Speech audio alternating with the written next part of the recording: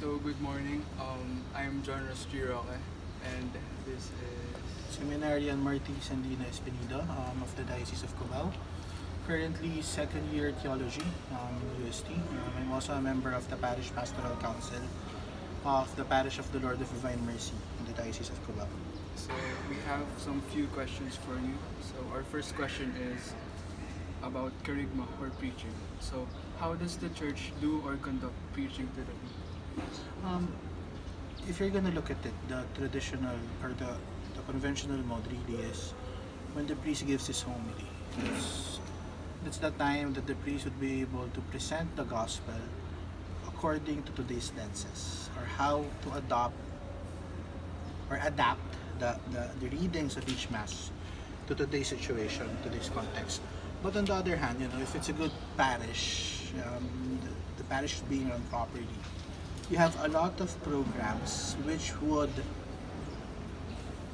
benefit the parishioners. For example, you can have catechism for kids, you can have study programs for the youth or for adults. Basically, people are given the chance to deepen their knowledge of their faith and to deepen their faith and to deepen their relationship with God. Those programs are normally being done in parishes. So, for our second question is about community life. What is the community life of the people here in this?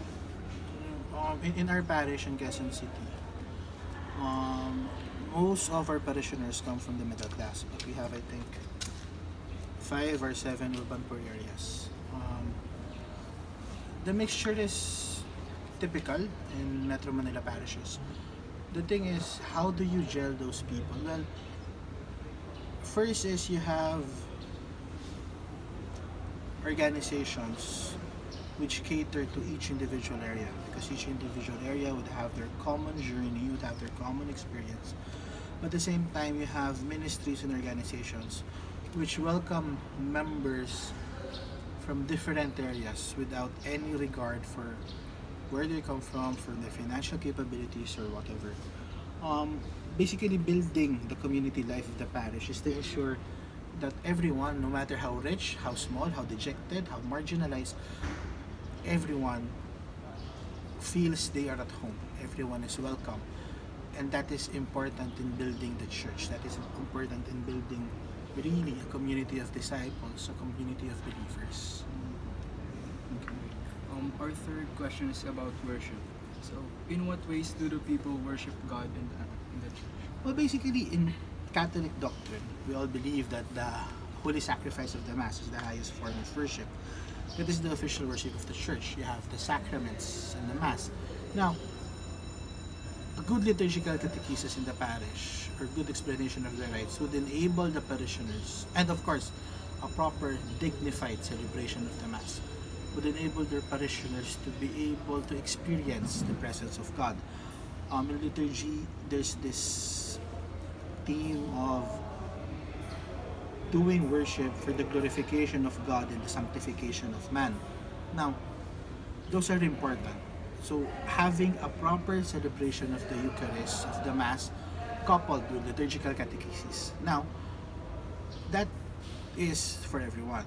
At the same time, we also enable devotional groups for people who would want to have their own devotions. For example, devotions to Our Lady of the Holy Rosary. In our parish in Quezon City, we have lay Carmelites. We have Adoration Nocturna. We have Apostleship of Prayer. And all of this gives an added sense of the church being universal, in the sense that it caters to each and everyone.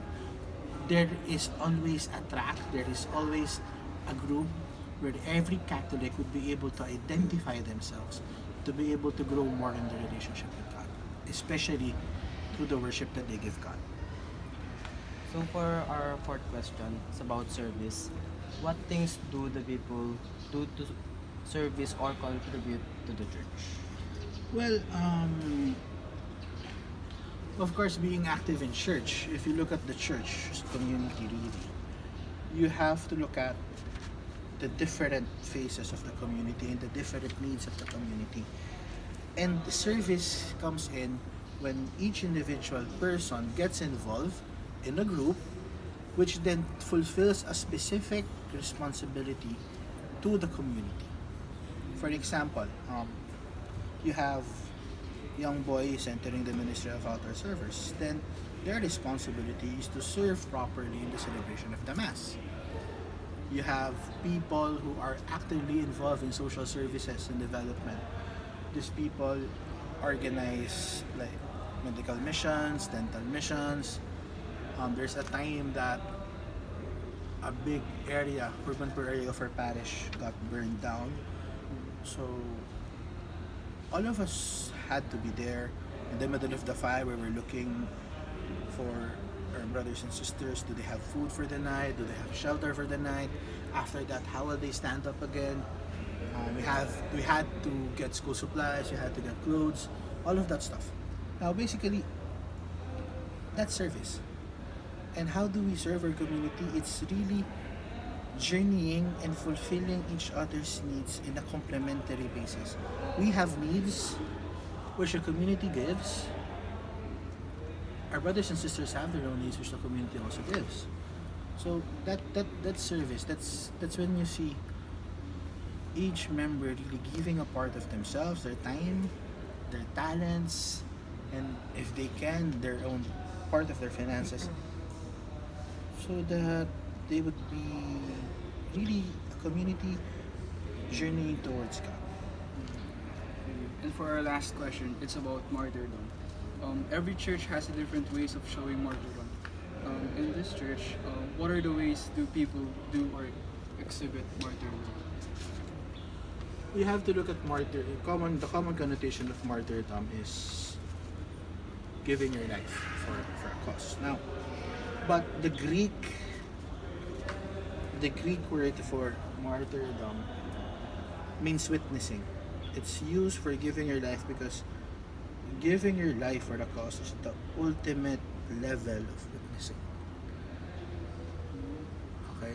So as long as you witness to what you believe in, especially as long as you witness to what is the truth and what is good, as taught to us by the church, then we are martyrs. So how do we live lives of martyrdom? First, we acknowledge and we see to it that God is part of our lives. Next, we know that because God loves us, we are able and capable and responsible that we be able to love God and to love other people as a response to the love of God. So as long as you love other people, that is martyrdom. And take note, the definition of love, according to St. Thomas Aquinas, is to will the good of the beloved. If you love, you do not care if you will be happy, if you will be fulfilled. As long as the person you love is in good, is in God. That's the ultimate expression of love. So, witnessing to love is living a life of love. You acknowledge God in everyone you meet. And in the context of the parish, that's very important because the parish usually is the visible face of the church to all people, especially those who are uncatechized, especially those who did not have the privilege of studying in Catholic schools, those marginalized. So that's how we witness. Now, that's on one hand. On the other hand, witnessing is also when we talk of martyrdom and sometimes death enters into the picture, there's also the call of dying to oneself. So the more that we learn to die to what we want, especially if what we want is destructive to ourselves and to other people, the more we learn to die to that, the more we learn to live for Christ. In forgetting what we want to be able to serve people more, in foregoing what we want to be able to love other people more, then that is martyrdom. And that is something that is, ideally done in a parish, in a community, out of love for everyone else. Okay? Thank you.